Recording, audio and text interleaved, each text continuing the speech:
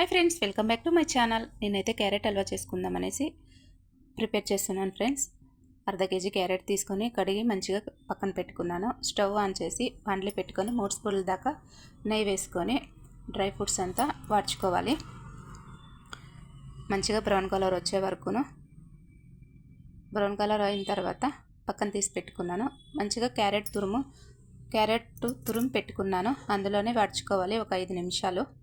అయిన తర్వాత కాంచి చల్లారి పెట్టుకుని 1 కప్పు పాలు వేసుకోవాలి. మంచిగా మరిగిన తర్వాత గట్టిపడాలి ఫ్రెండ్స్. గట్టిపడిన తర్వాత మంచిగా కలుపుకోవాలి. 1 కప్పు చక్కెర వేసుకున్న తర్వాత అది కూడా మంచిగా మగ్గాలి. పాలు క్యారెట్ హల్వా రెడీ అయిపోయింది.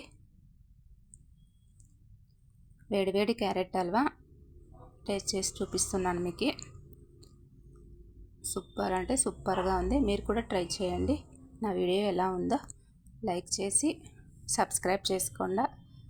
Thank you so much friend.